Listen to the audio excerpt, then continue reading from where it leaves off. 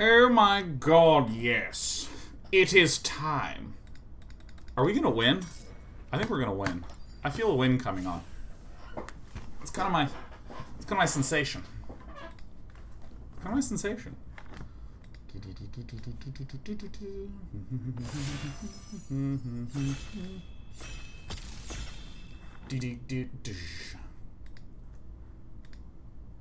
Vivictus game says, I finally resubbed and sorry I had to drop it. I was pinching pennies. Man, Vivictus, always, always, always feel more than welcome to cancel, put on hold, not sub. Just knowing you're tuning in and watching is more than enough.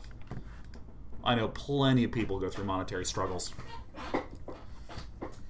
Or just go, you know what, I'm not watching that person that much anymore. I'm going to stop subbing. I think that's totally fine. I think that's actually very reasonable. It's kind of like, you know, had a subscription to, you know, like a nearby gym when I lived in Oakland. And then I moved, so I canceled it. Not because it was a bad gym, because I'm not going to use it anymore. Alright, Niambi, a Steam Speaker. Enters battlefield. You may return another target creature you control. If you do, gain life equal to the creature's converted mana cost. Niambi sucks. I hate Niambi. I think I just picked the Scorching Dragonfire. I think the Scorching Dragonfire is it. Other cards that are interesting to me. Sanctum of Calm Waters. I always think the Sanctums are pretty tight. Leafkin Avenger is also pretty fun, pretty tight card, but I think it's more intelligent to simply pick Scorching Dragonfire. Hunter's Edge, good removal too. Oh man. Oh man. I think I'm going to pick up a Traitorous Greed. I've wanted one of these so bad. Oh! Liliana's Standard Bear is fine. It's a fine card. Not enough to make me want to be like, ooh, I'm going to switch into black. I mean, maybe it's actually better than I'm giving it credit for, but I really like Traitorous Greed. Am I wrong? Maybe I'm wrong on this.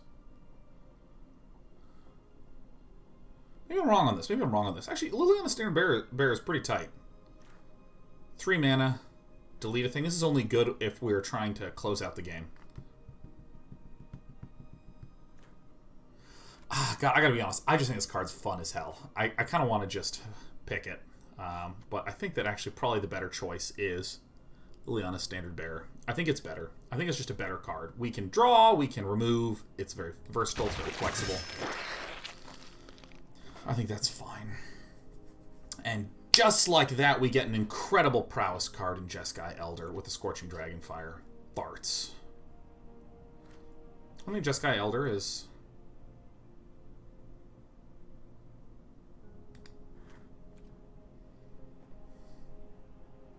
reasonable. We have Spellgorger Weird as well.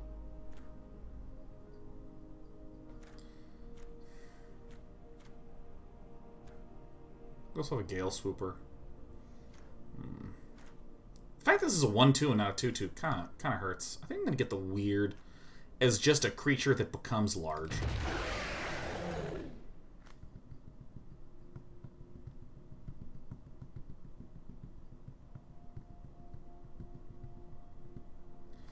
Kind of like Temple Epiphany more than any of these cards.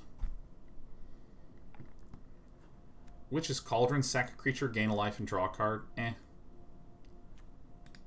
think I'm going to take the Temple, because I don't know what my second color is. Probably red with Scorching Dragonfire, but if I'm not red at all, I can splash Scorching Dragonfire more comfortably with this.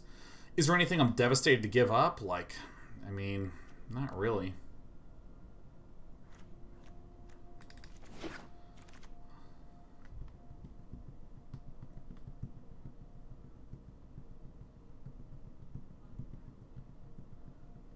No black. That's good. No good black. Kind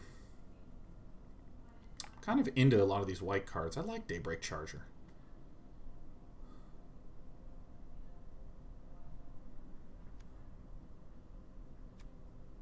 I've been very underimpressed with Vryn Wingmare.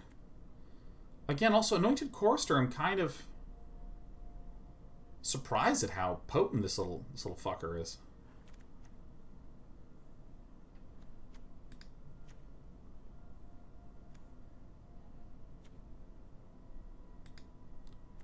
Or is it the Thrill? I'm actually going to pick up the Chorister.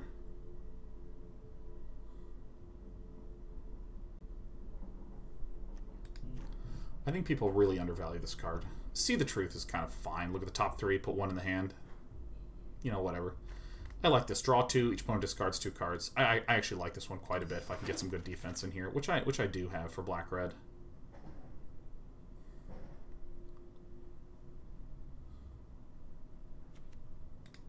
So I don't even know if I'm black at all. I do think I'm at least somewhat red, especially if a Sure Strike's coming this way. We might also be white. Is this enough to make me want to take this? Probably not. I would prefer a Sure Strike.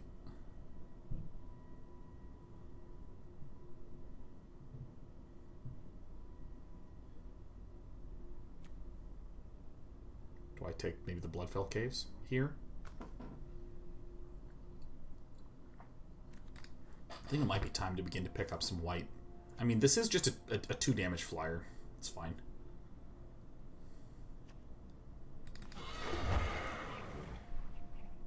Gale Swooper, welcome. I'm happy to see this one. I really like Gale Swooper a lot. I also like a Nake Ogre, but I think this is good enough as a pick.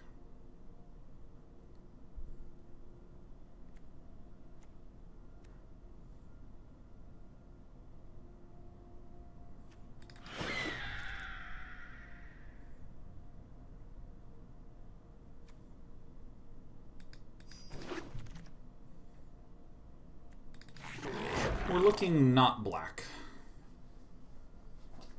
It's a late Spine Megalodon. Actually, I mean, I like it more.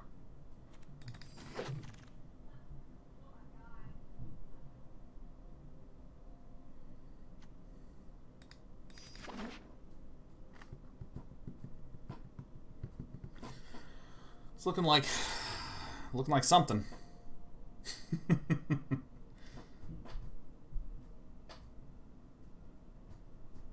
It looks like we're drafting, is what it looks like. I might actually run the Staunch Shieldmate.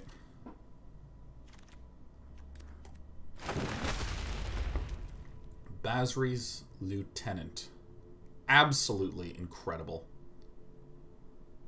Protection for multicolored vigilance. Put a counter on a thing, and when it dies, summon a knight. I mean, it's just insane. Yeah, this is going to make me want to be white for sure.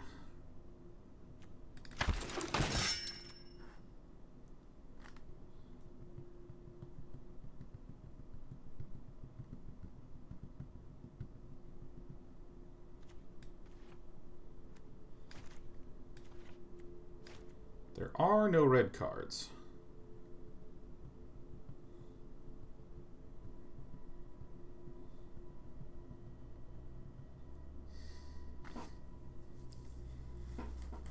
I think I just take the Solemn Simulacrum. We didn't run the Solemn Simulacrum in the last one, which I think was fine.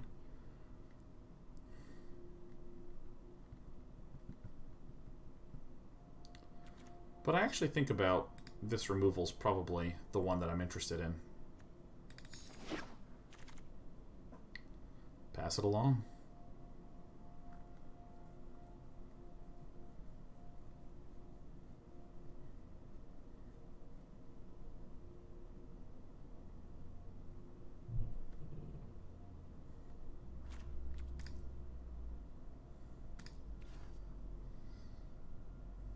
Kind of just thinking a good old-fashioned Daybreak Charger. Nothing here is really screaming to me, except for maybe the Capture Sphere, but I'm just going to take the Daybreak Charger and be fine with it. Boy, I wish I'd picked that Traitorous Greed, huh? At least I had logic to it. There was no impulsivity. Now here's something interesting. Experimental Overload creates an XX blue and red weird where I can instant sorceries in the graveyard. I may then return something to the hand. And there's nothing that's actually that good here for me outside of maybe the Celestial Enforcer. Maybe?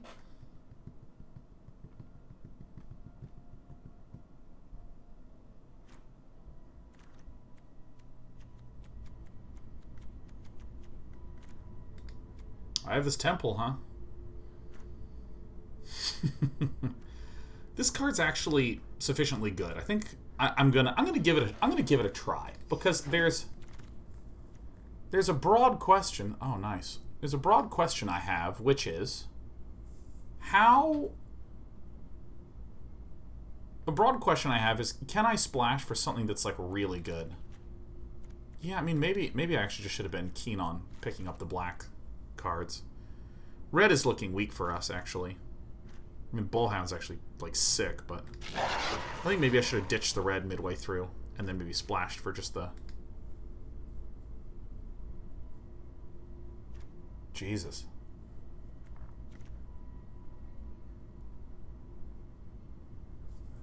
If I had taken Solemn Simulacrum. Yeah, I actually should have taken the blue-white land. I was gonna go for that. I mean, I guess it's just secure the scene, right? I think a pair of 5-mana removal's fine.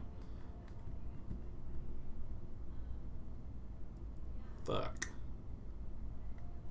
Do I want a Furor of the Bitten, huh? If I'm sufficiently low to the ground.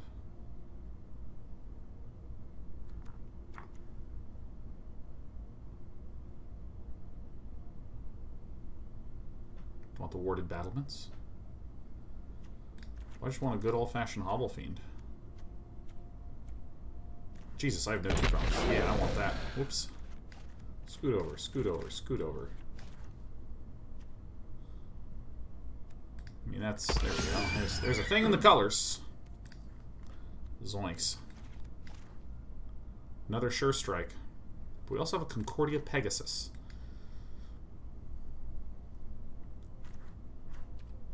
Do I want the baby? We have the dual land.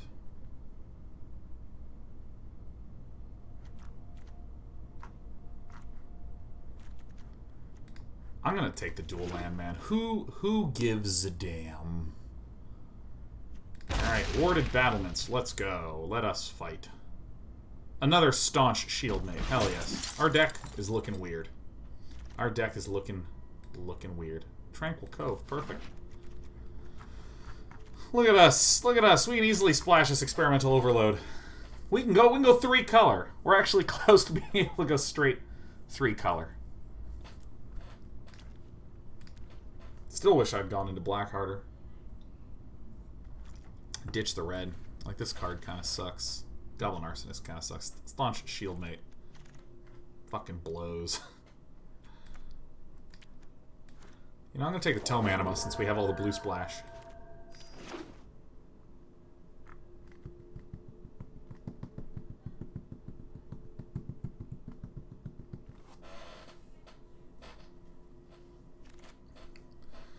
Victor says, Day 9, can we make a magic spell whose text read, remove all social media from the world? Yeah, social media. It's kind of being a pile of shit lately. There's a Sublime Epiphany. We have the Falconer Adept, which is, you know, pretty good. We have a Shock. I think we just take the Shock. Like, we're starting to get excited about being able to splash for Sublime Epiphany, maybe. Whoa! But, I mean, I just think we just take the Shock. It's just really good, efficient, cheap removal. Super, super incredible draw. Holy shit. I mean, I'm sad to pass the Shock along, but, you know, what are you going to do? Soul Seer. Wow. Incredible. Ah, man, there's that bug again. Where I click on something and it's just like, zoo! And it just shoots by. Makes me fucking crazy. I'm gonna try a Fear of the Bitten. I'm gonna try it. I don't actually know how aggressive we are. There's also Destructive Tampering, which is creatures that flying can't block. That's actually probably better.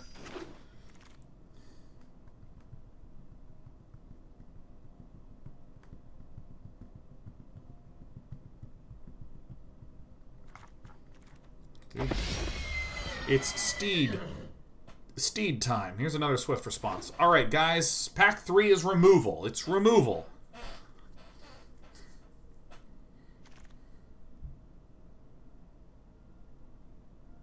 I'm so happy to see a 2-drop. I'm just thrilled to see this dog.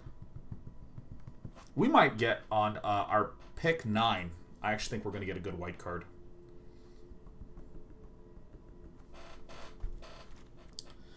I wish that there was more ways to put tokens on things. We don't really have that many. We have the Hobble Fiend as a way to put tokens on there. Great call, Eric.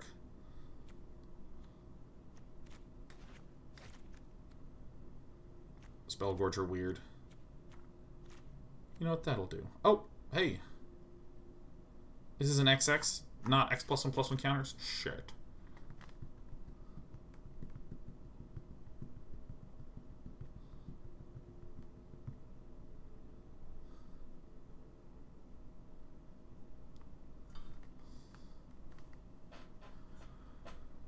I mean, take a turn to slag and get rid of this one. I'm calling it, man. Pick 9. Pick 9 one time. Feat of Resistance. Or Chorister. Let me get the Feat of Resistance. Big Bone Brute. This Experimental Overload is probably profoundly useless here, huh? Profoundly useless? Not good to do? I might run the Temple of Epiphany just to have a Scry land, because that's pretty tight. More awarded battlements. Splash for the crab, huh? Hey, Fear of the Beaten. Welcome back.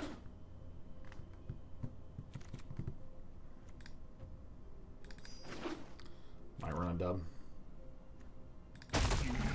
2 Bone Pity Boys. Yeah, like, the problem I have right now with social media is it seems like there has been this extreme optimization towards misery.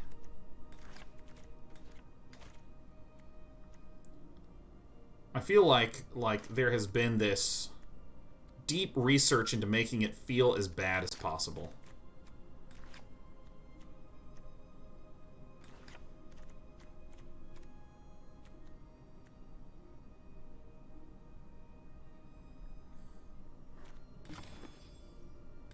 I actually think I do want to run 2 Bone Pities.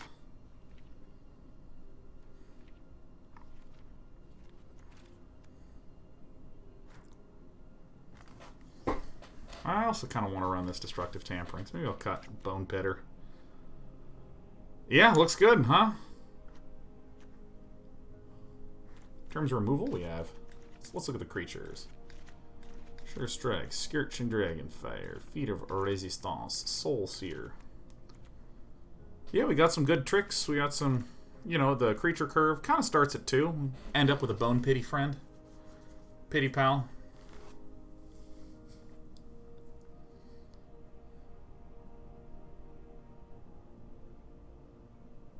Yeah, I mean, like, okay, so I spent about 1.5 years pretty deep into machine learning, you know, coding up my own machine learning projects. And really working with the guts of, in particular, learning algorithms. And, like, the way that I will describe it is that machine learning is kind of like the most powerful hammer. Do I need to use a hammer here? And also, we might describe it as, imagine you have a tumor and there's a machine learning expert that comes to you and says, don't worry, I have this amazing hammer, and if I line it up just right and strike this tumor as hard as a hammer can be swung, it'll probably fix it. And you say, what do you mean probably? And they go, should work. That's the #1 thing machine learning researchers say, as far as I can tell in all the interviews, conversation I've had. Huh. I mean, that should work. The thing about learning is we in our fiction kind of describe machine learning as, you know, superhumans are just around the corner. And they're going to be able to do everything better than you can, like that. You know how your computer can calculate faster than you can calculate? It's going to be like that for romance. They're going to out-romance the fuck out of you every day of the week. You know, it's just kind of like there's a gap, but like we're in the thick of the shit with machine learning. And a lot of times you wind up in this thing where the machine learning researcher, you set up the problem so unbelievably specifically to make sure it learns just the right thing in just the right way. So a really good example is in some of the early Dota bots where they were trying to get the, they were trying to get these AIs to learn how to defeat humans and become better at Dota. You have to give rewards to the bot. You have to say, like, you get 100 points for winning. Man, it's taken a long time for the AI to do anything good. Maybe we should kind of help usher it along, right? Maybe we should help usher it along. Okay, let's say 100 points for winning, 10 points every time you kill a hero, and 1 point every time you kill a creep, right? Because this is going to sort of daisy chain towards winning, right? And you know what the AI learned to do? It learned to never end the game, because if it never ended the game, it could always accumulate more points. Fuck, that's bad. We taught an AI to never, ever, ever win the game. And this is sometimes the problem, not just with machine learning, but with using data. You have to be so careful with exactly how you set up the problems.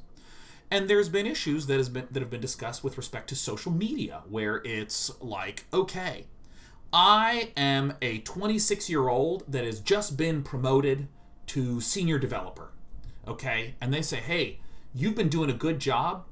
Frankly, you've only been in the work world for like 5 years. You don't have any long-term relationships. You've just worked at this company.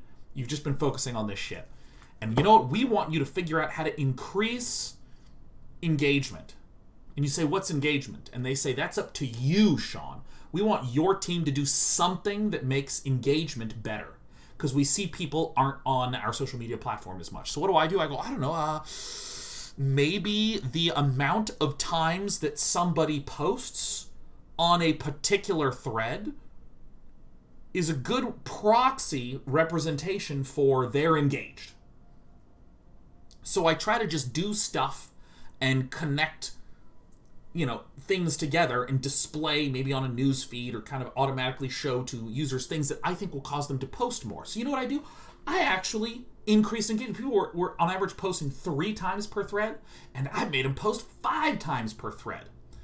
And you're seeing the issue that kind of we're going towards, which is if you have made the claim that this number is a proxy for an abstract concept, and we start to raise the number, you might wind up with something that I'll just call some dumb behavior.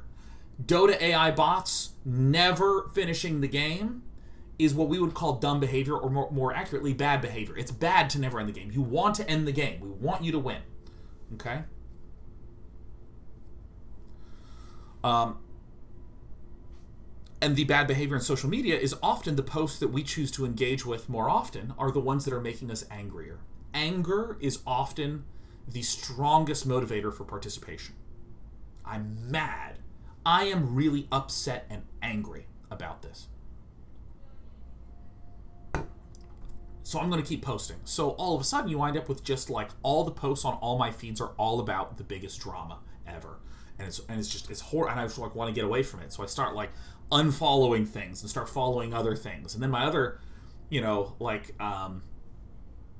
I remember many years ago, I got really into the futurology subreddit, because it was just sort of pie in the sky. It was kind of like, here's some science fiction stuff that's becoming reality, and then some really controversial political stuff started to pop up there some days that got a ton of engagement and upvotes and all this stuff, and I was just like, rats.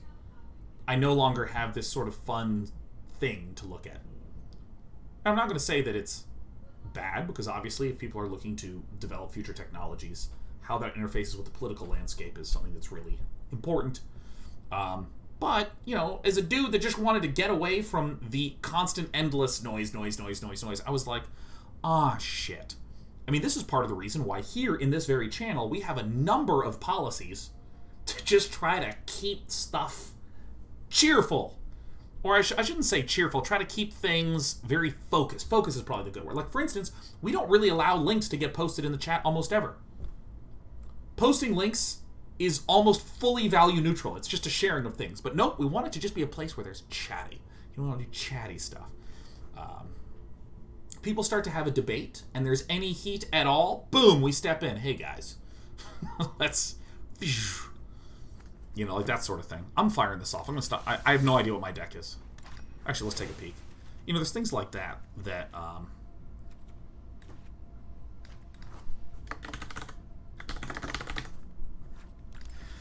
you know, like, that I think about a lot, and we work really, really... Make sure to cut Temple too. I'm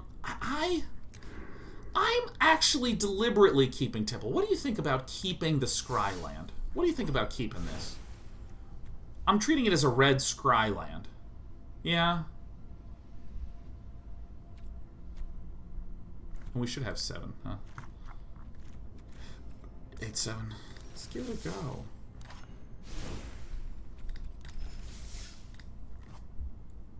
Keeping it in. And I'm really sort of fascinated in that idea that Dan on TV Chat is the nicest place on Twitch. The nicest, most composed, conversational, friendly place on all of Twitch, as far as I'm concerned. Do I have data to support that? No, I absolutely don't. I go first. I'm keeping this because I have Basri's Lieutenant, which is just bomb as hell. I can cast none of the cards in my hand. But, I have a Scry land. That's why we run it.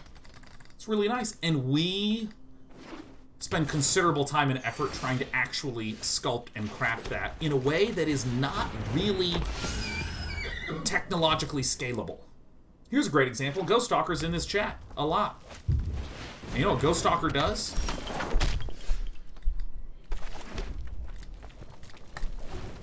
Ghost Stalker welcomes people, says hey, is really cheerful, has lots of conversation.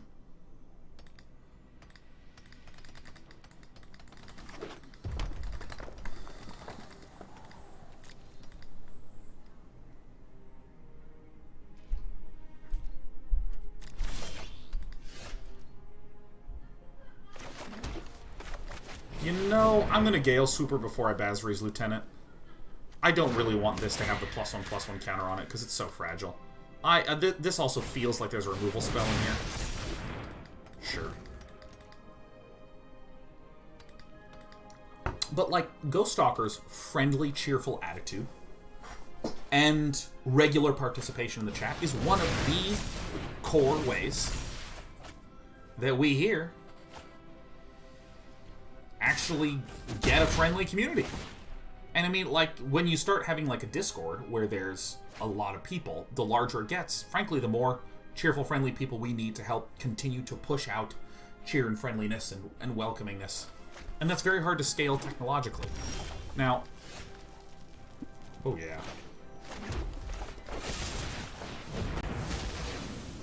It's kind of funny that I don't yet have a Basri's Lieutenant down, but that's fine. I want to be pretty conservative with my creatures. I want them to stay alive.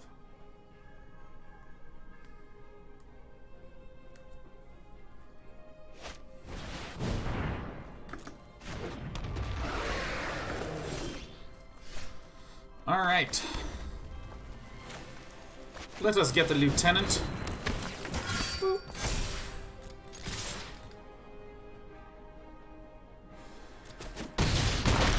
What a good dog. What a good dog. Yeah, I mean, like, in Silicon Valley, there has been, I think, a really positive exploration of how do we solve that thing, not with brute force, but with good technology.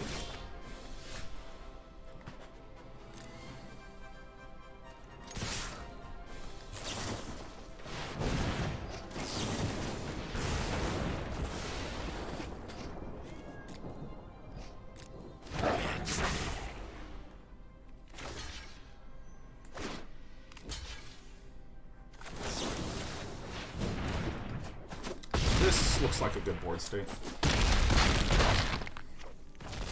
I mean, and I think that's really positive, but also I do think that there's an essential thoughtfulness for, like, a human touch, especially when your technology does the equivalent of, oh my gosh, our algorithm created the proverbial bot that never wins the game.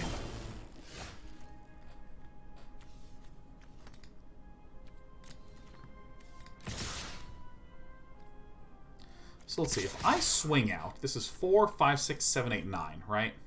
So they can't do a advantageous double block. If I do this, they can eat this, and that's 1, 2, 3, 4, 5, 6, 7, 8. Yeah, this is a good attack. We're just gonna do it. Like, dude, okay, on my YouTube, does anyone know who Jordan Peterson is? Because I don't. And my YouTube, it just will not stop recommending me videos of this person. I have no idea who this person is. I mean, it's just like every time when I log in, it's just like 7 videos. And I'm like, I literally go onto YouTube and I watch Dota. I watch a lot of game Let's Plays. I've been watching like Factorio. Nilaus just started up a Death World Let's Play. So I was like, oh shit, let's watch this.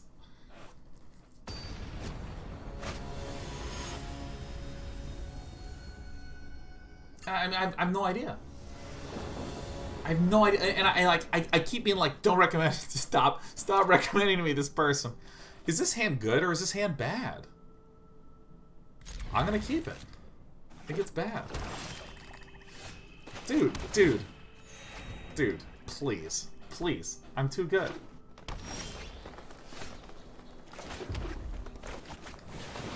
Oh.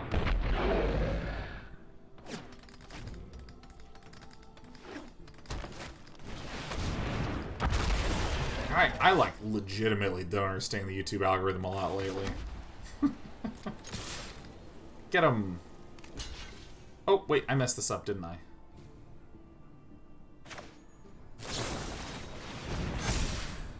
Green. Woohoo! Yeah! So, I mean, this is like a 1.5 for 1. This was bad. I just miscounted.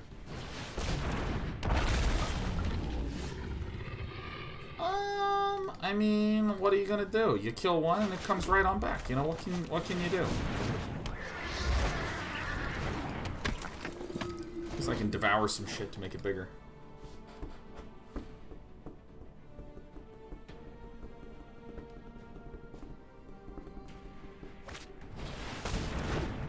Fistbringer says, Dan, you can always tell YouTube to stop recommending videos by tapping the 3-dot menu next to the video and select don't recommend this channel. Oh, dude. I know. And it just doesn't change. It just will not stop being that way. It's driving me bonkers. I'm gonna play this and pass. I think I need to be a little bit more thoughtful about being conservative and getting hyper advantageous trades. Yeah, users love trolling. I've told YouTube, don't recommend to me my channel, and it's like, you might want to watch this Day 9 clip. I'm like, oh come on. Don't recommend this. It just doesn't work for me anymore. Like, my YouTube recommends to me my own shit. And it's here's an interview with Day 9. I'm like, I know, I was there for that. What do you... Fucking leave me alone! Alright.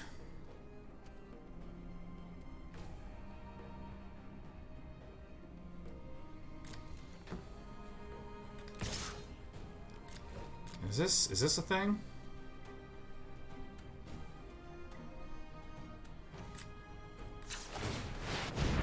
I think I'm figuring out the game. I think I'm figuring out our little video game here.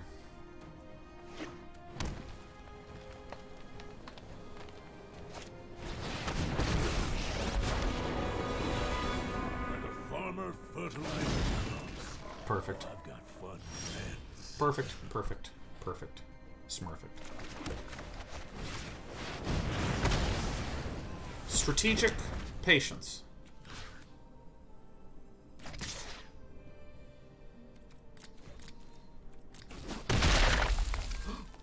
You'd hit a farm boy like me.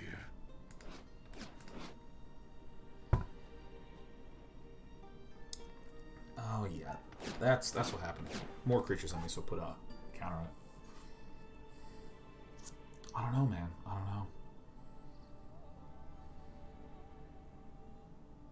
Like, my favorite thing, if YouTube only recommended to me interesting videos about stupid shit, I think I'd be happy.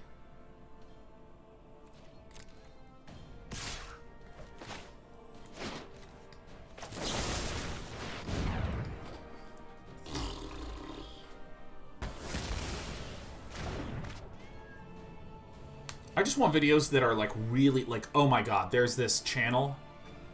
I think it's Baumgartner Restoration. I mean, it is incroyable.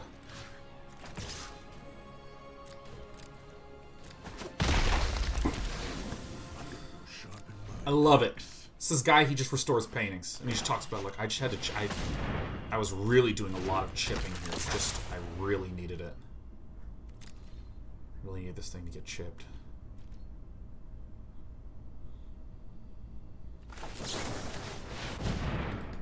Got him.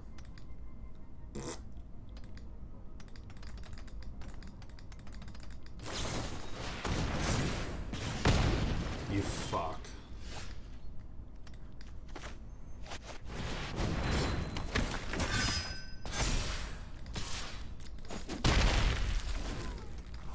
All right.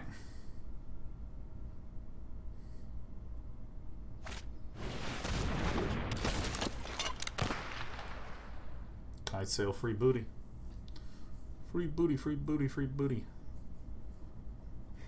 The gift says I got really into this guy, Cracking the Cryptic, who just solves elaborate Sudoku variations. Oh yeah, that channel's like, and what we're going to do here? I mean, it's the beginning of your end step, right? Good. Here, a knight's move absolutely cannot be divisible by the mod. I mean, it's just these unnecessary complications on Sudoku.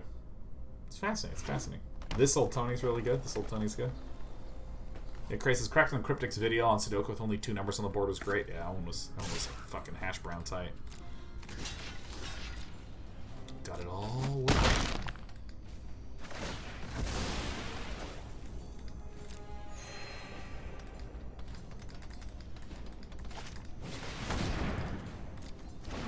Palladiumer. It's me, the Palladiumer. Go, go, Gale Swooper. Na, na, na, na, na, na. Dude, I'm telling you, Gale Swooper is just some rich plasma. Let me tell you, it's so good. Got him.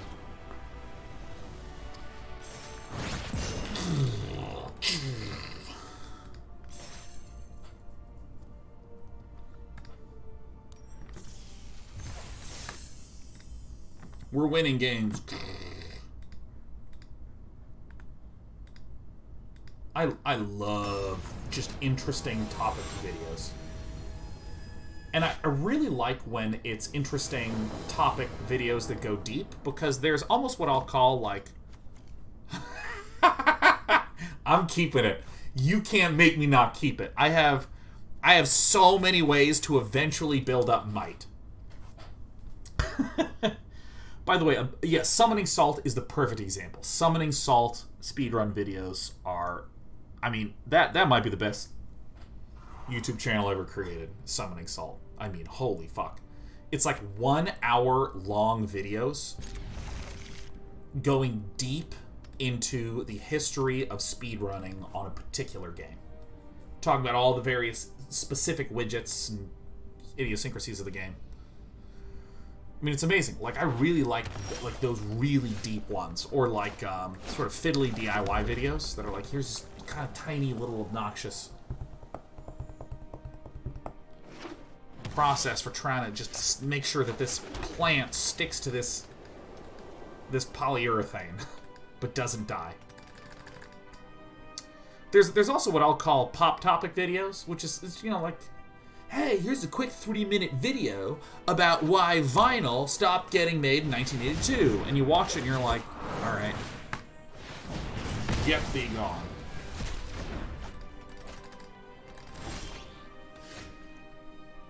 Blink818 says sub because I want to tell you that you could Dragonfire the Planeswalker next time. Yeah, I didn't want to do that. I wanted to Dragonfire the thing that was blocking, that could have blocked the Kai'Sail Freebooter and ping it for damage, because then the only thing that it could do is buff one of its creatures. And if it buffs a creature, it's going to go, well, if I buffed it, I may as well try to attack with it since it's a 6/7, which then gives me the opportunity to swift response it. So by not dragon firing it, I invite an attack, and then I can get value out of my swift response, which it would have been unlikely for me to get value out of the swift response due to the fact that our we had more creatures than our opponent, and so they probably wouldn't have attacked. So it both kills the flyer, baits them into attacks, so we can kill the thing, and then we can kill the planeswalker anyways, and that seemed better than just dragon firing the planeswalker.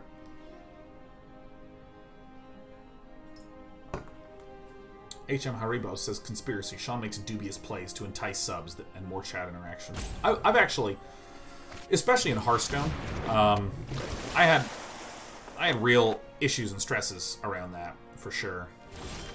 Because people would be like, oh, he's only doing that because it'll get him more attention. That's why he does that. When there's substantial evidence that if you make misplays, it really fucks your viewership. Similarly, when you make really good plays consistently, it massively ups your viewership.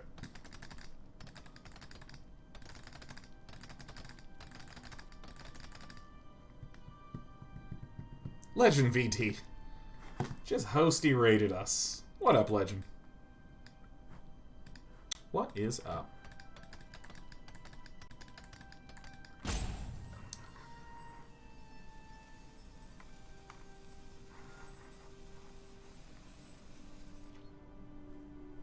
Ringo says, is that true? Where do you find stats like that?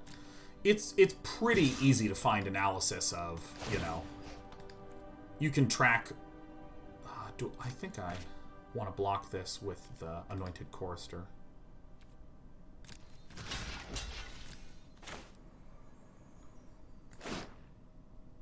You pick any skill-based game, all the top players of all of those skill-based games, every single one of them is a very skillful player.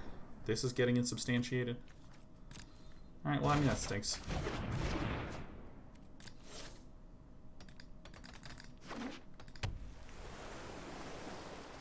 And then you see streamers switch from one game to another game where they are those that are able to continue to maintain a high skill level in that particular game can recover quite comfortably. I think I do want to do this. And I mean, I have substantial data from my own channel. I mean, even simple things, like there's a correlation between what my rank is. If I am Mythic, I will get more viewers than when I'm non-Mythic.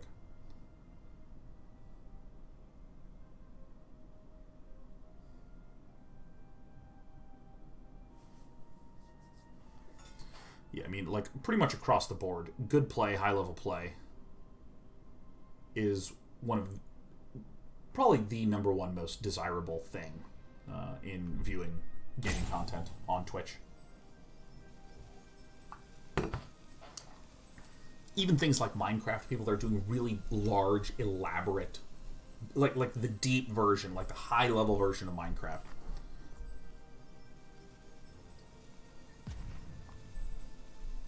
Hippie says, I'm fairly certain you could have the worst stream, and as long as you are the best player in the world, people would watch. I think Arteezy is a really, really good example of this. Arteezy, as a player, he is a Dota player that does not have his webcam up, period. He does not really talk. He does not even really say much to chat. He's not providing educational content.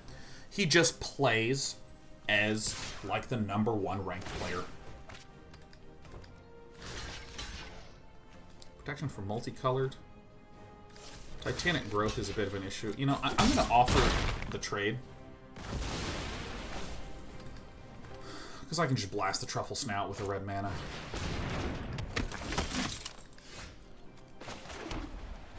Guess what? I can't do that anymore.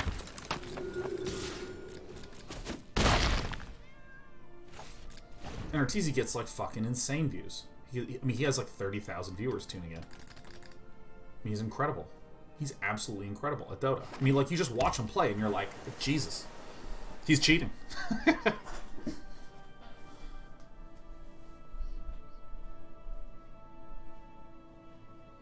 See, Zombie says if he does interact with chat, which is rare, This chat is a train wreck of negativity and vitriol. Yeah.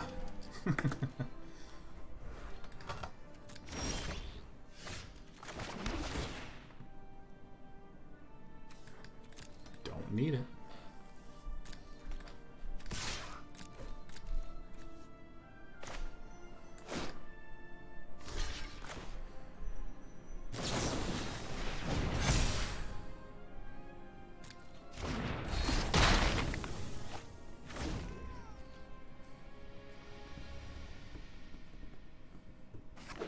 Ringo says, that's interesting. I always thought assumed personality was the driver, but thinking it, you're right. It's clear that skill is more valued. Yeah, absolutely.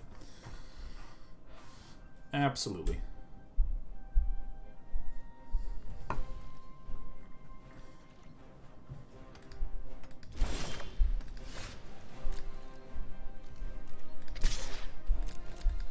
Here we go.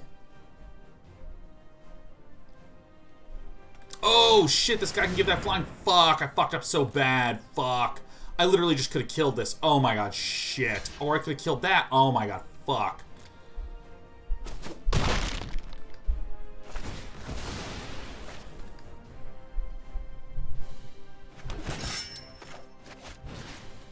My brain. Kill the Crablar.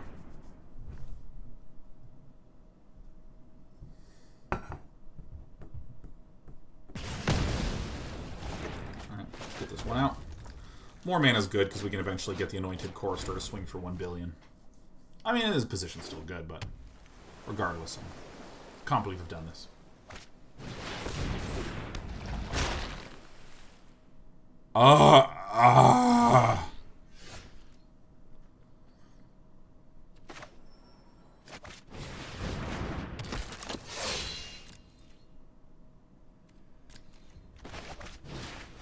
I have to do this to be able to set up for lethal the next turn.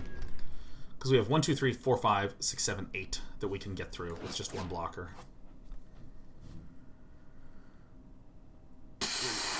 So we have 4, 5, 6, 7. So we need 3 mana until we can double pump the Chorister.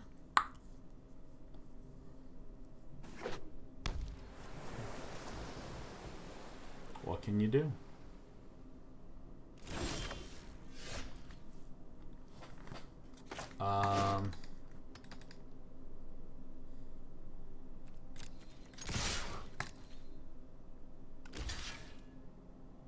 Good blocks.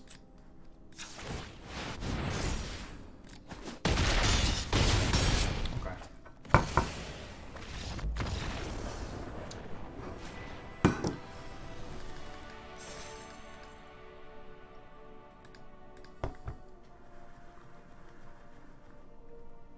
Yeah.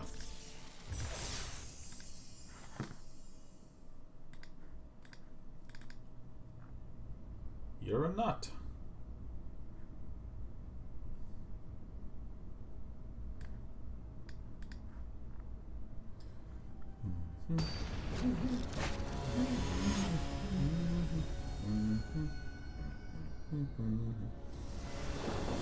Oh.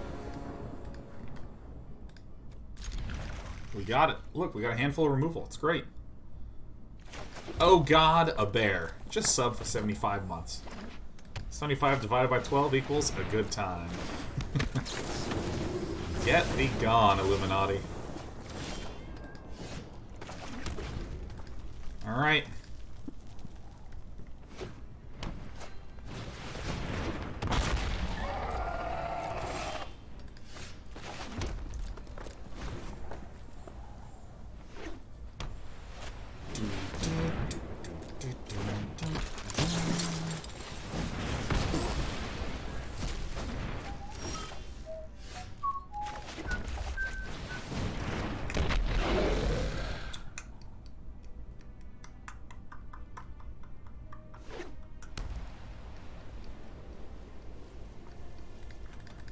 Alright. I wish to have planes. I probably shouldn't have kept this, but I'm finally winning. I'm finally winning in my drafts, and they feel nice. I'm sorry. What? No. What?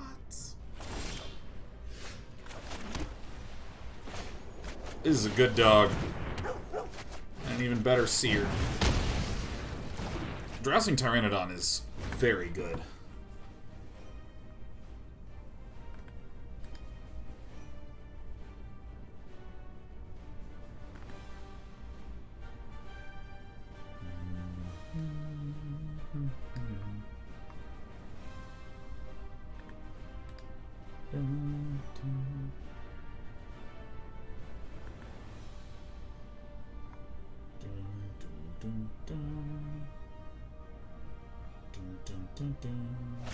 My mind is wandering. Oh! Alright. Bone Daddy Brute. My very good Vigilance dog will be able to stay back and defend.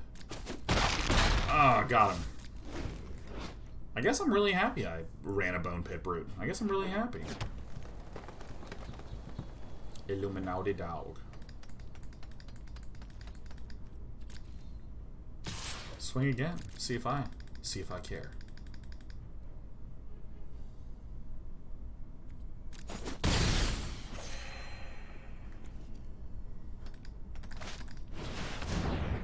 Oh, really? Alright, land is good, spell is good, and most things are good. Okay, that's... It's not that good, but, you know, something for sure.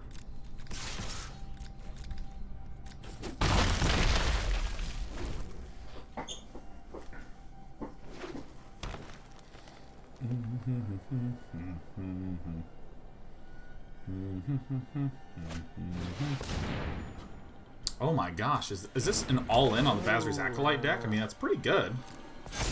Trample, Life Lincoln, 5 damage, swinging bad boy.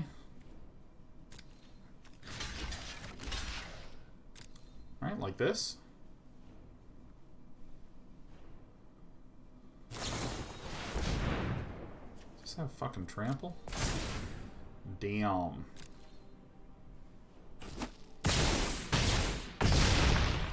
Down to 4. What a bore.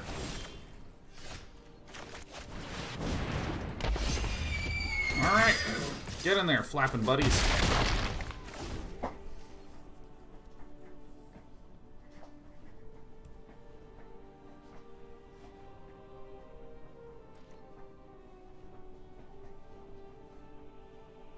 Think the Acolyte's gonna gotta swing. Gonna gotta do it. If they both swing, that's when I'm concerned. Bam! I have the solutions. Oh my god, yeah! Oh shit.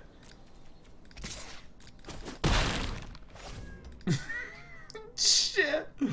Ah! Fucking bring Windmare, man. God.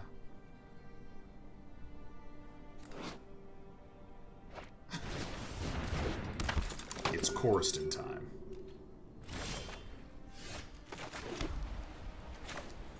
Alright, Bone Pit Brute. Bone Pit Brute. What? I think I just gotta swing with the 1, you know? I think that's good. Then I have to turn to swag. Alright, because the Chorister I can just block with the Bone Pit Brute, the BPB. Vryn Wingmare. He's a Pride Malkin, you know what I mean?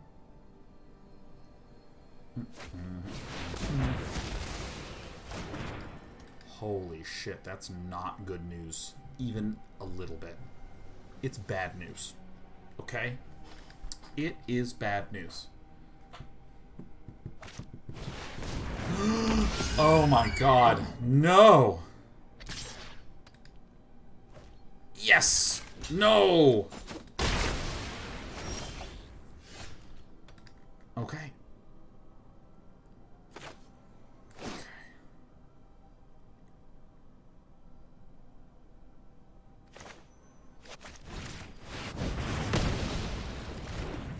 Alright.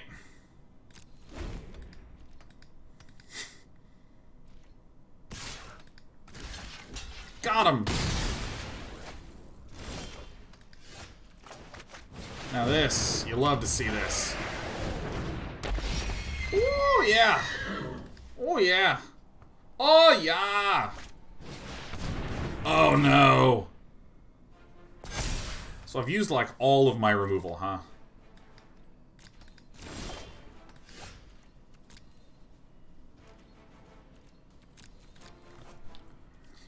Alright. I've actually already drawn most of my good cards. I guess Basri is like the only one that I haven't drawn. You know, Basri's would be okay. I mean, if this swings, I can trade here, so that's, you know, that's a thing.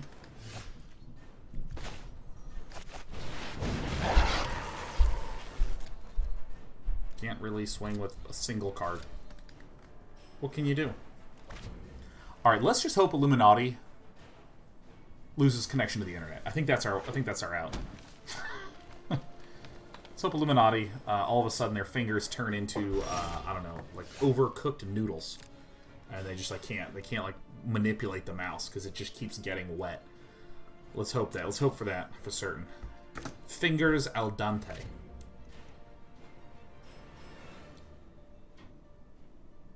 Maybe they have no top end. Maybe, yeah. Our win condition is Comcast. Yeah, I mean, I certainly don't use or have Comcast anymore. You think you've got something, mate? You think you've got something?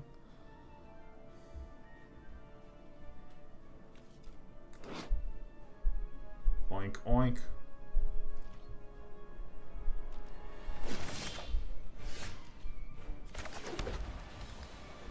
Not playing the second mountain was actually, like, super sick. Whew.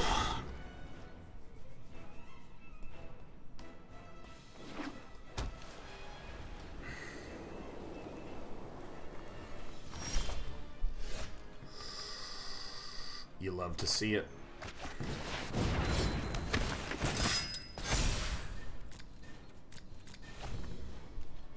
Space Monkey, Terex says, as this was my very first channel I ever subbed to, it has somewhat unconsciously shaped what I seek in both gaming content and online communities. I rarely choose content purely on skill. Skill, if there isn't any I rarely choose content purely on skill, and if there isn't any discussion, I steer way clear of channels and toxic communities. I'd like to thank mods and chat. Sean for making sure this is always an oasis of good. Hell yeah. Destroy target artifact. That's actually pretty relevant for the short sword, huh?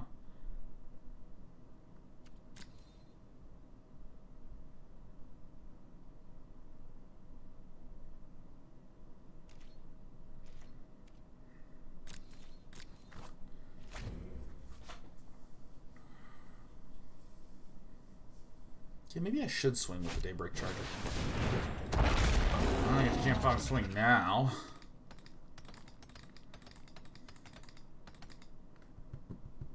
One, 2, 3, 4, 5, 6, 7, 8, 9, 10, 11, 12, 13, 14, 15 damage is how much we're dealing right now.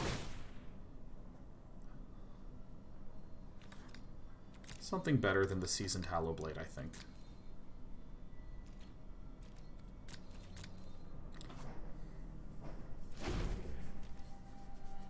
I think I have one turn to Slag in the deck, and that's it. I have that put a counter on a thing, make it invincible. That's pretty nice. Okay. This is okay.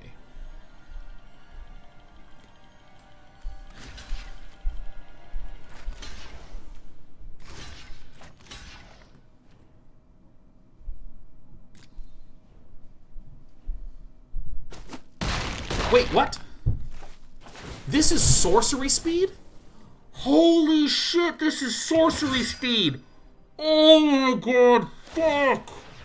Oh, fucking shit, that's fucking so bad. Oh, jeez. Oh my god, that's horrible. Oh. God, we would have been in good shape. Good lord, we would have been in great, great, great shape.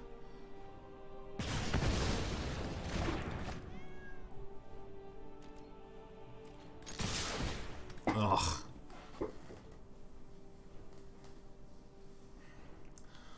Ah.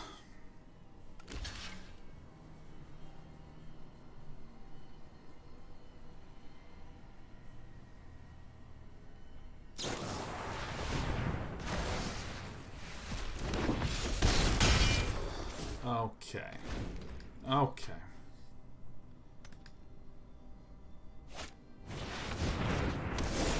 Oh my god, we had a thing. We had a way to win. Oh my god, I thought it was instant speed. Wow, that card's way worse than I thought. Fuck. Still gonna leave it in. Still gonna leave it in because it is a good way to win with these boards that get kind of clogged.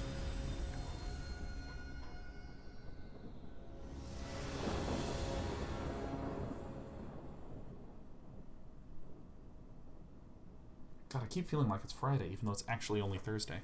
Spellgorger, weird. Boldhound, turn to select. Got it. Got it, got it. This is a bit slower, but I'm keeping it.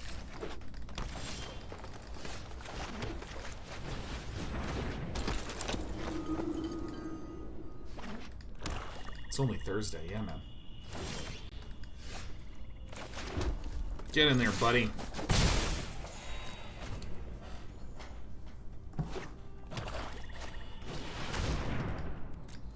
Alright. If I gave the Truffle Snout protection from green, this effect is green. So would that, like, cause it to fizzle?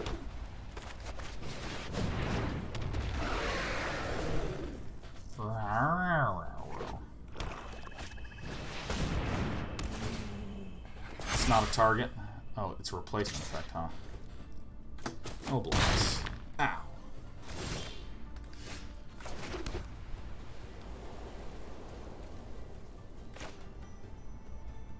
Seems good.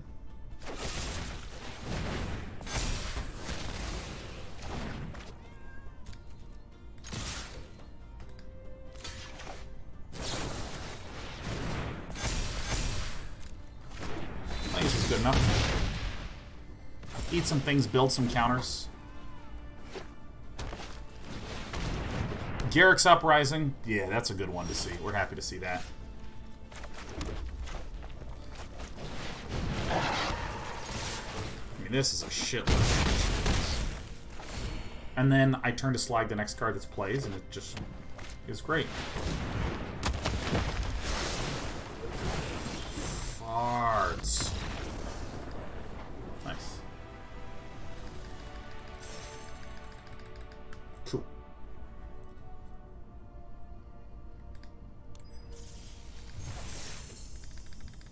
Play! Play! Yeah, that feels pretty good. Feels pretty good.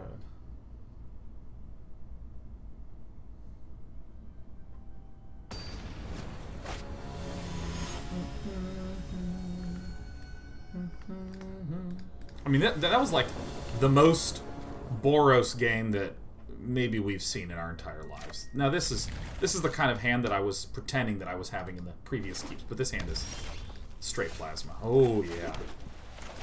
Oh yeah. Well, it's going to delay our Vryn Wingmare, which I'm always happy to see. This Chorister is actually such a good card. Wow.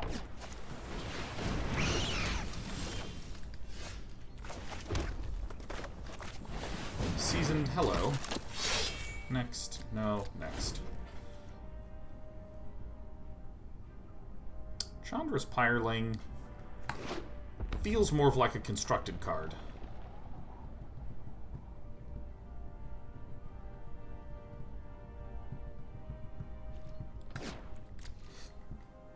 Okay.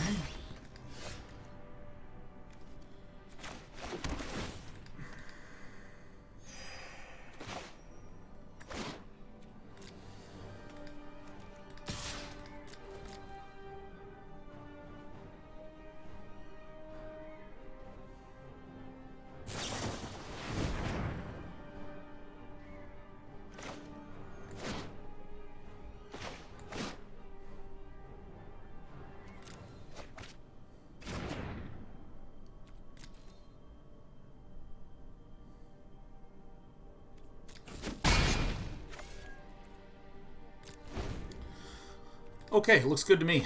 Looks good to me.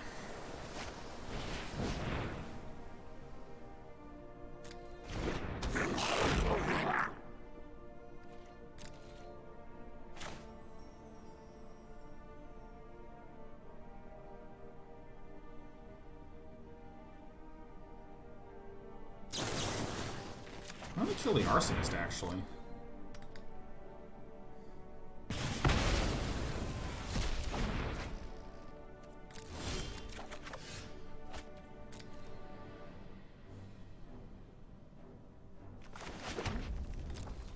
I'm gonna discard this thing, I think, maybe. Let's just see what they do.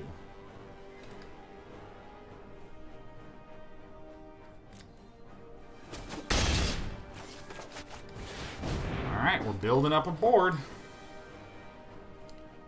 Steve Bell doesn't have enough to end of turn Goblin Wizardry. But I feel like has to have some spells. Like, has to have some spells. Vryn Wingmare is actually going to mess up Is It more than the other colors. Chandra's Pyroling can't actually do that much to me. I think I do get rid of Destructive Tampering to keep the Seasoned Hallowblade alive. Alright.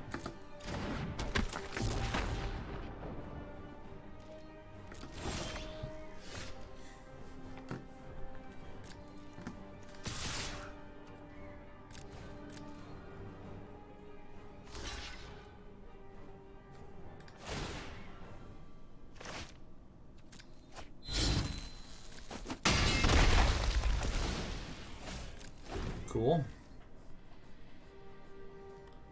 This is great. We could even chuck the Valorous Steed, you know, if we need to.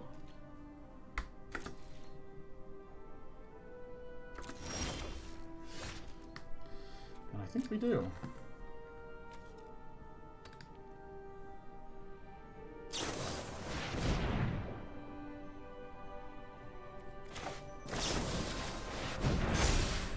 Protection from blues. Great. Oh, shit! Ah, fuck. Oh, my God. Ooh, that could actually lose us the game now. Shit. Ah, man. I thought I clicked on this and then hit attack, but instead I just hit all attack. Oh. Damn it. Damn it, damn it, damn it.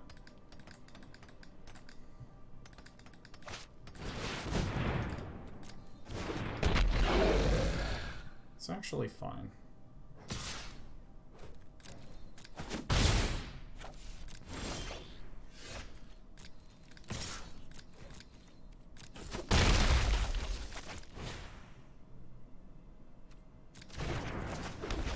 I figured it out.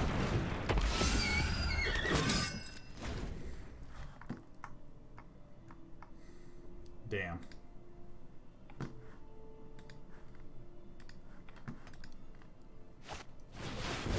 Alright, the Dowser, huh?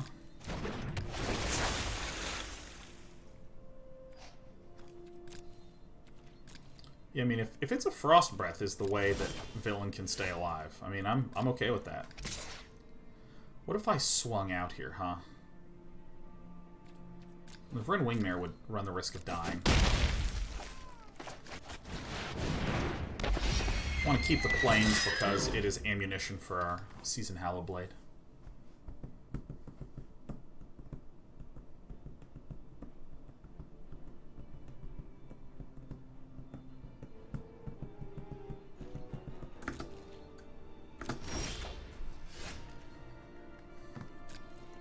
Here comes the Frostblef.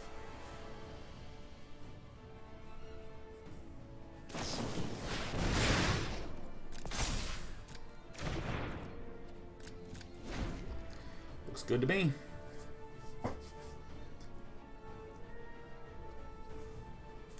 I mean, I just don't block, man. Steve Bell is in a pickle. Gale Swooper wins for us. I think a Bone Pit Brute does too. Love to see that. That's good. We've made Mythic? Oh yeah. Not in Limited, but I don't really play much Limited. I've been playing Limited lately because I'm not a big fan of Constructed right now. What to do, Steve Bell? Okay, so if I have the Bone Pit Friend...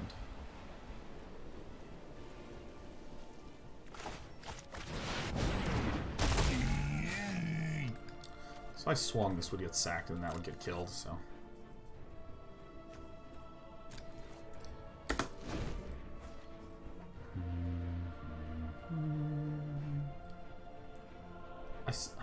if they didn't play Solemn Simulacrum, I still think Swing Out is the correct play. Because then they have to block everything, and their entire board gets cleared.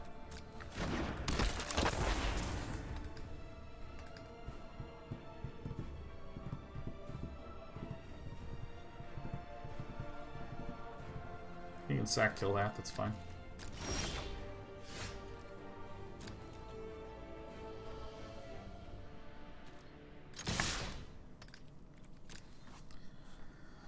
I think is correct.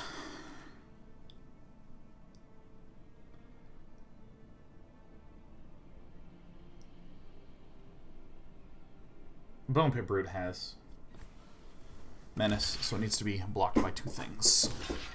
That's fine.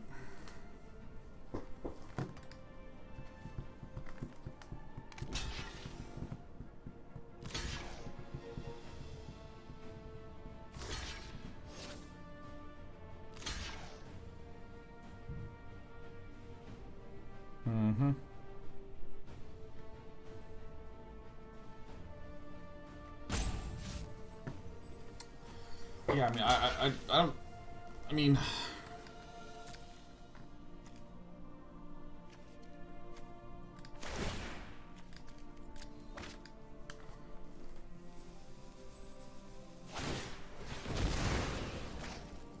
Sure.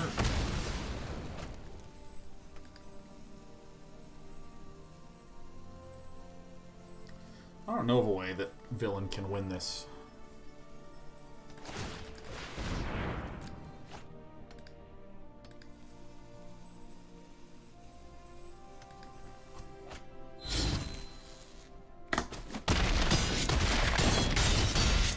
Nice.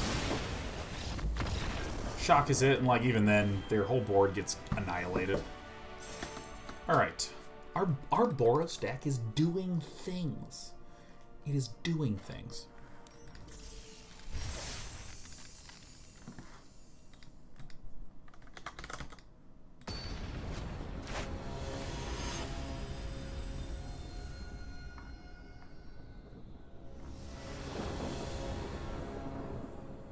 I think the change that I have been making that has been very helpful is I am way more reticent to offer any trades at all, even good trades for me. Instead, favoring on really building up a board, like, substantially.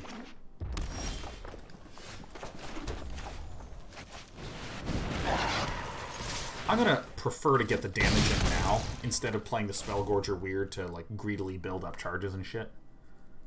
Similarly, if my opponent plays one small creature, I may not Spellgorger weird.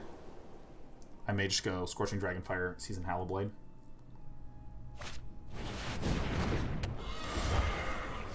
Oh, you hate to see this.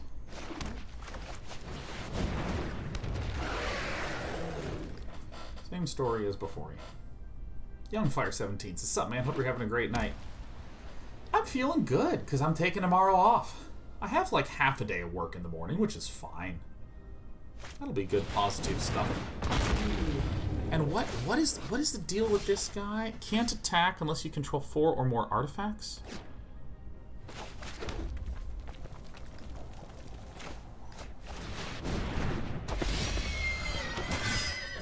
So I just continue to get larger and in charger. And this is, at the beginning of run step, create a treasure token for each non-token creature that died. So this makes it not die.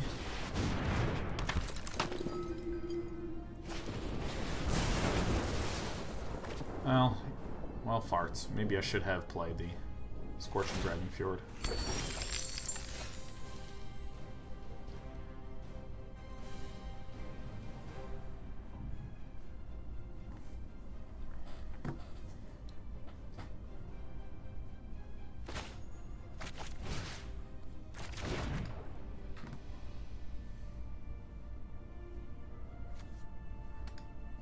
What if I swing out? Yeah.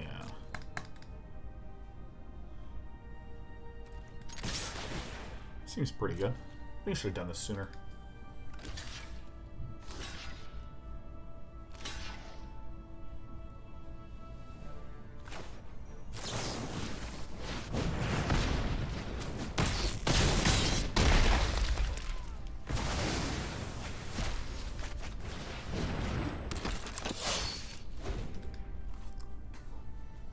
So I can maybe get a few Hallow Blade swings in and maybe Destructive Tampering my way to win.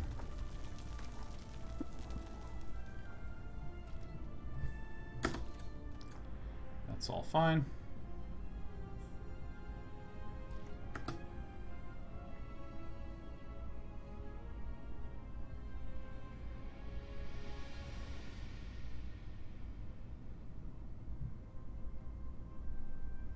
Almost anything we draw, I'm leaving in hand as discard. Discardables. What are you doing, Sprankles? What are you doing? What are you doing?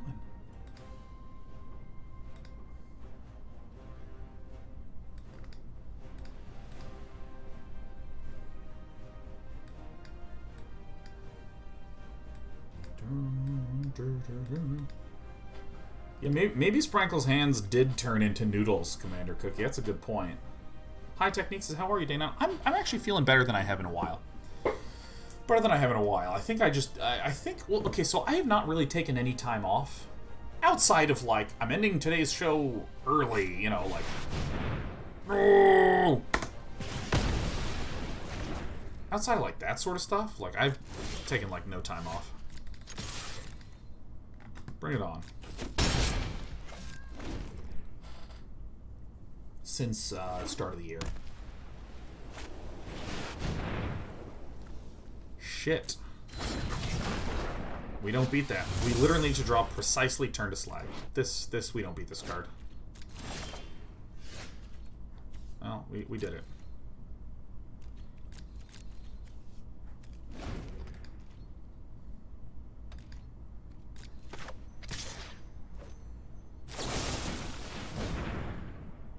Protection. Cool. Alright, we're good. We're gonna win.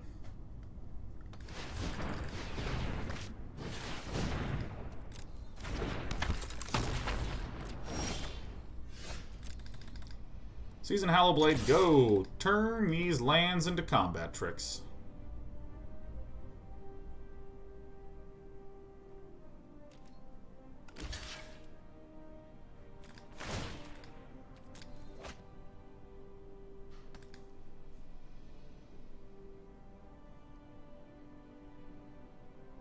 This is not the block that I thought. Oh, wait. Permanent loses indestructible till end of turn, huh? Shit. Well, we are pretty dead, huh?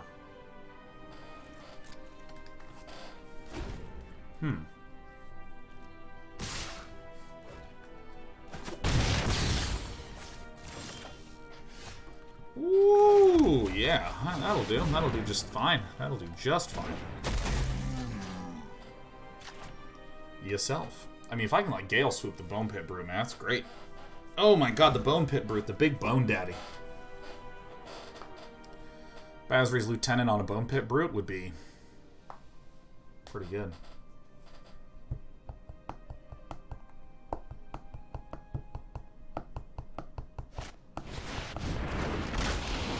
Ah, fuck. Yeah, it's fine.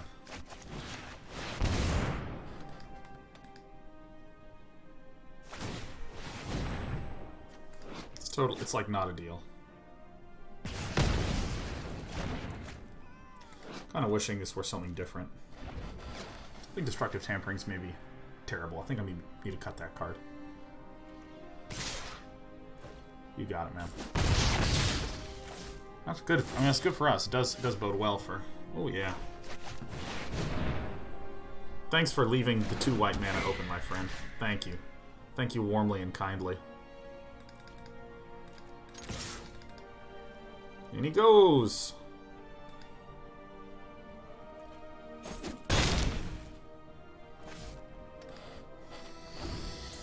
Alright. Let's hope Sprankles doesn't have, like, a lot.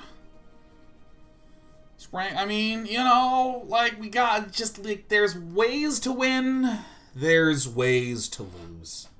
How amazing is it that this player had a Baneslayer Angel and a Terror of the Peaks? And we just had removal spells. Oh my god.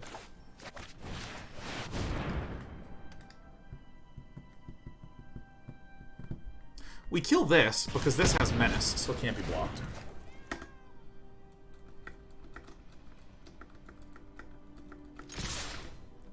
God, our villain also had Gadrak, man. This like Boros Flyers there. Alright, let's get rid of Destructive Tampering. I think there have been so rare the circumstances in which I had, like, a clogged board, and the only way to win was to do a thing.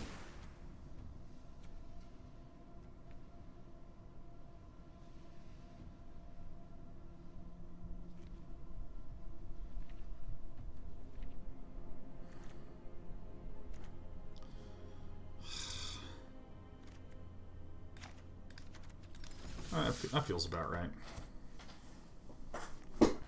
Young Fire says, I love that you always call opponent villain. That's something I picked up from poker, where if I'm describing a hand, we describe the perspective of me, the person whose cards you see as hero, and the people whose cards you don't see as villain.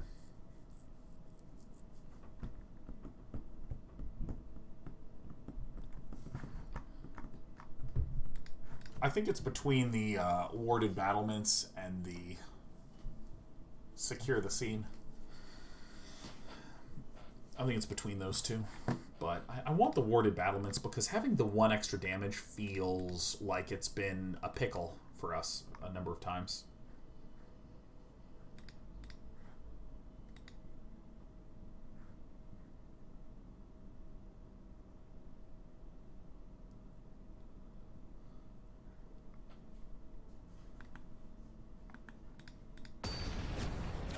Reveal their hand?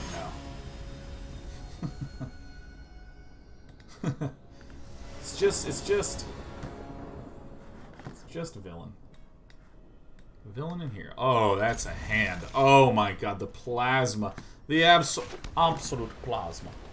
See, like if I get a Seasoned Hallowblade down, and I get warded battlements, I mean that's gonna be pretty good, you know. It's gonna be swinging for 4 a turn instead of 3 a turn. A number of other weak things, like Vryn Wingmare, dealing extra damage.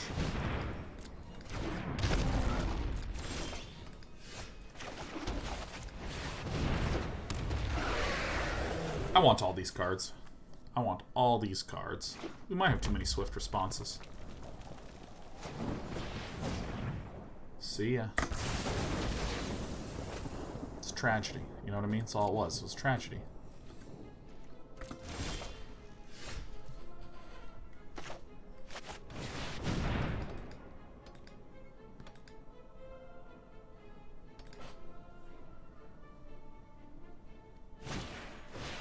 Yeah, I was gonna say. This Prismite is actually kind of annoying. I think I just let this game stale out, and then when I start getting lands late, Seasoned Hallowblade will be good late. But Vryn Wingmare with Basri's Lieutenant is, you know, perfectly acceptable.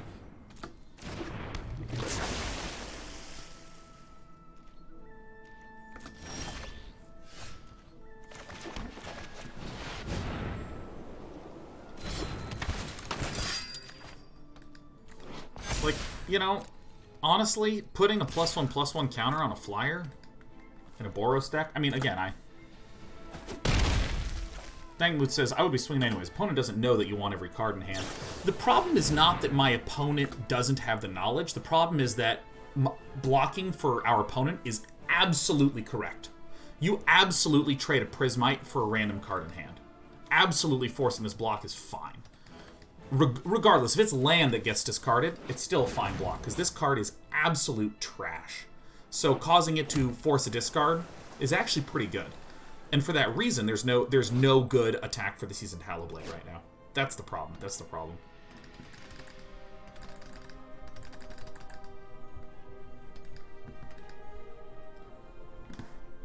And so, if I get to the point where I have cards in hand that are discardable, then I start to be like, okay, this is fine. Strawberry says, they're running Prismite, it means they're 3 colors. I don't think it means that. You have to spend 2 to generate 1. This is pretty bad mana fixing. This to me looks like somebody that had a shitty draft and just has Prismite as a generic 2-drop. That is okay.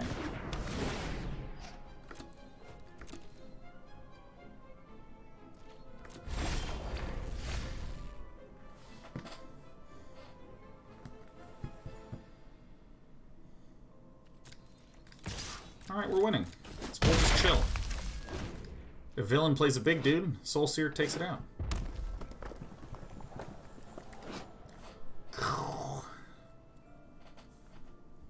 By the way, how has the quality of the stream looked today? Has it been good looking?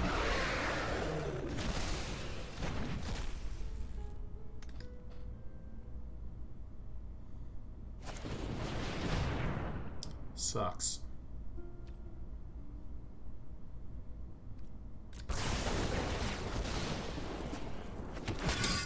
You love to see it.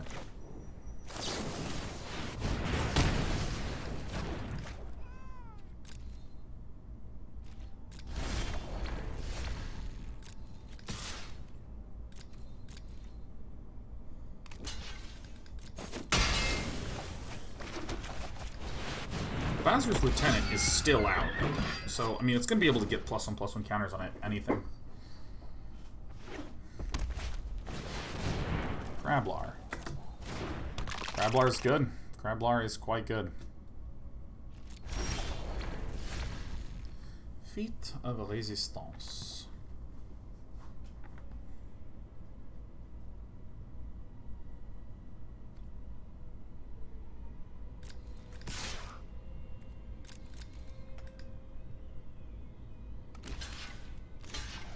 Gotcha. First is this.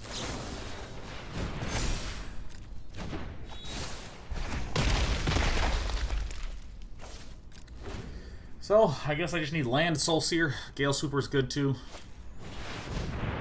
It's fine. Yeah, I've improved some of the encoder settings for today.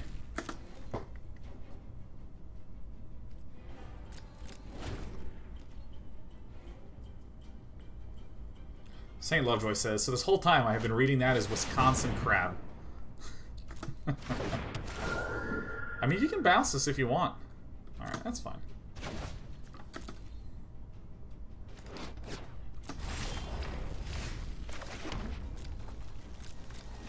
I don't think that the creative team at Wizards of the Coast were looking at this and going, you know what? One of the planes. Does this do anything? I mean, is this even bad for us? I mean, I guess if there's take 2 turns after this one, then that one is pretty bad.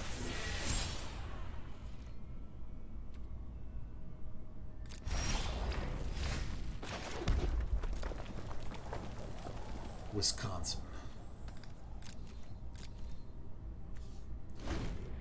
Whoa! No Teferi activation. There's no card. This doesn't provide card advantage. I mean, it provides filtering. But, this is only okay here. The -10 is the one that I'm actually worried about. But if our opponent's doing it at half speed, then feels good. Unsubstantiated. Nice. Oops. That's what I was trying to click on.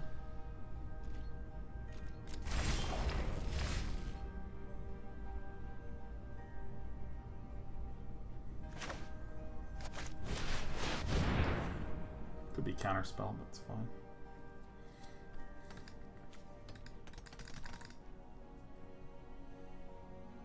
Filtering is virtual card advantage, though, yeah. Card advantage generally just means you drew a card. Or you 2-for-1'd. Filtering is the correct phrase for it, for sure. You gonna phase out your crab?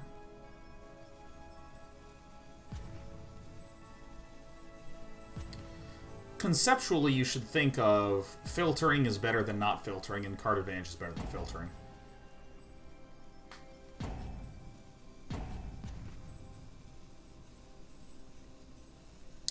Strawberry says, once you get to 6 lands and discard a land, you basically gained a card. That's true. It's holy fucking shit we lost. I mean, it's absolutely correct that... Yeah, no, that's just a blowout. Sublime Epiphany just owns us. Though it is true, I'm just saying that it's just not the correct term. You know, like, for instance, if your opponent chump blocks a creature, we call it a chump block. We don't say that you... Well, in a sense, you drew a card because they lost a card. You know, I mean... filtering is good. I'm just saying that it, as a term, is distinguished from card advantage. That's the only point I'm trying to make.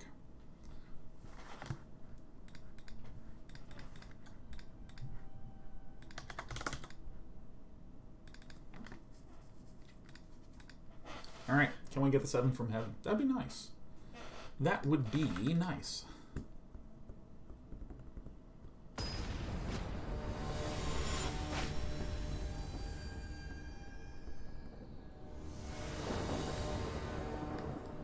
Alright. I think that this is going to be... This is how we win. J. Ryan Taylor says, can someone explain to someone who started in Eldraine why Faithless Looting was so good? Yeah, loot is discard cards and draw cards. However, so you might think of... Yeah, I mean, let me get the exact text of Faithless Looting. Faithless Looting, Dark Ascension. It was 1 red. Draw 2 cards, then discard 2 cards. And you can cast it again from the graveyard. Card's so out of control. Again, 1 red to draw 2 and discard 2. So, shit. Oh. Thank God I ran this tap land.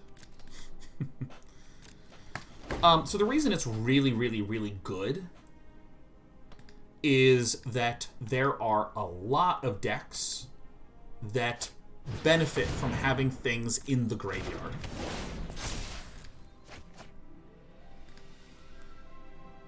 And if you want things in the graveyard, oh my god, Faithless Looting is an incredibly easy way to get key cards into your graveyard. And if you just need graveyard fill anyways, it does that too. How lucky are we? I mean, that's basically it. And the way that I might exaggerate it even more is that some decks treat their graveyard as a form of card draw. So, for instance, let's imagine a really simple conditional spell.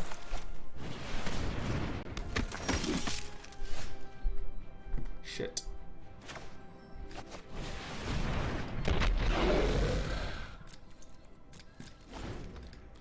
Imagine a conditional spell that says, draw 3 creatures from your graveyard. Put them into your hand. Well, if your graveyard, you can fill it up like crazy, then you might have a really cheap card draw spell, because instead of paying a lot to draw 3 cards from the top, you pay a little to draw these exact 3 creatures from the graveyard. Things like this.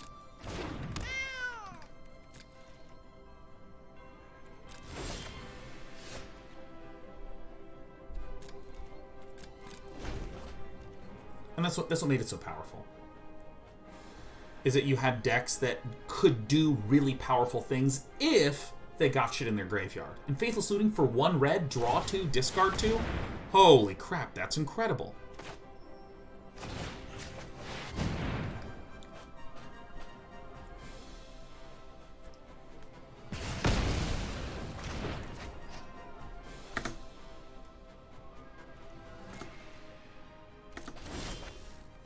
That's incredible.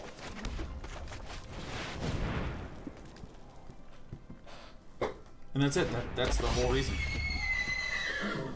I mean, there's also, for instance, cards that say, you can reduce the mana cost of me if you exile cards from your graveyard. So how great is it to just be able to draw 2, discard 2. Draw 2, discard 2. Again, with Faceless Looting, because you can flash it back. So all of a sudden, you're not down any cards in hand. This guy loves flying shit. This Willowaga loves flying things.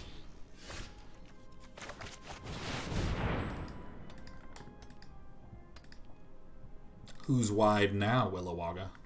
I should have attacked with this guy first. I want to show him how many unicorns I have. Crazy says, you're technically down one because you played Faithless Looting. Yeah, but it also has, like, a flashback, so... This is another thing to consider. You have the ability to, like, bring it back.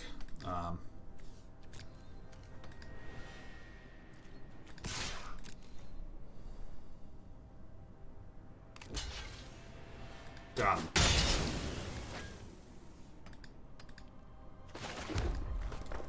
Victus says, Faithless Looting does put you down because it's the spell and 2 cards leaving your hand. Well, you draw 2 and you discard 2, so those cancel out. Faithless Looting goes to the graveyard and has flashbacks. You can cast it again from the graveyard directly. So again, it's like you cast it once, and you still have the second opportunity to cast Faithless Looting. But if there's cards that, say, exile things from your graveyard to reduce this thing's cost by 1, then all of a sudden you're kind of like spell ramping.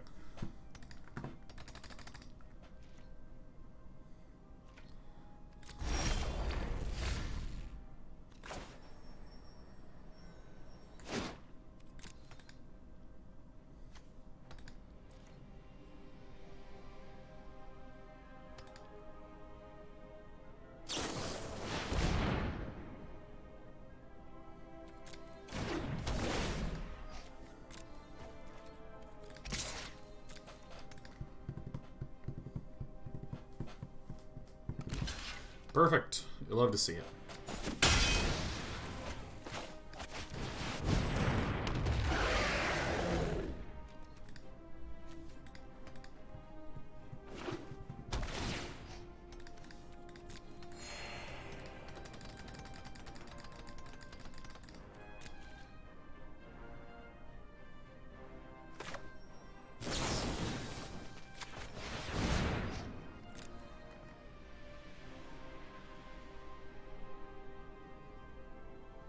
Ta-da!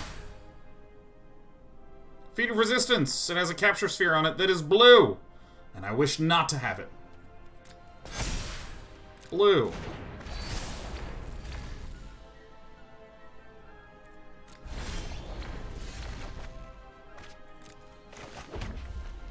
Got him. 1, 2, 3, 4, 5... 6, 7, 8, 9, 10, 11, 12, 13, 14, 15. You got it. No problem. Oh. I could have consumed it. And then I didn't. I didn't consume it. Whoopsie daisies. I just spacebarred right through it. Holy crap. That's actually pretty essential damage that we're missing on. Whoopsie doopsie daisies. How embarrassing. How embarrassing. Sacrifice another creature, make this guy bigger. Could have done it. Could have enlarged. Could have enlarged. Floor scale, coatl.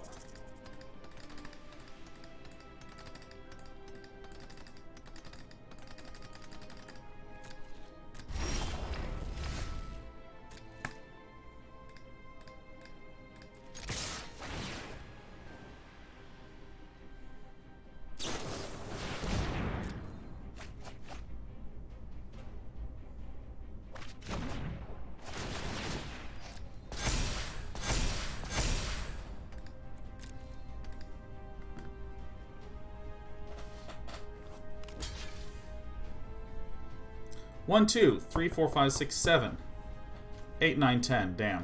Okay, well, I guess this is the correct thing to do, regardless. If our opponent blocked this...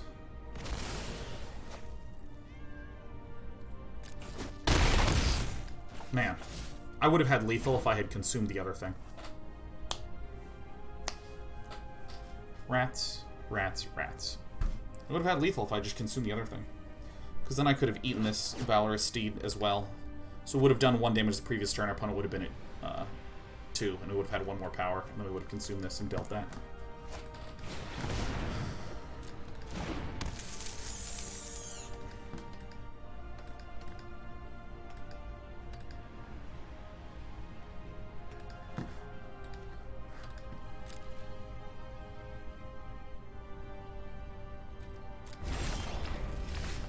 You love to see it. Let's get that one out. I think maybe I should have swung first.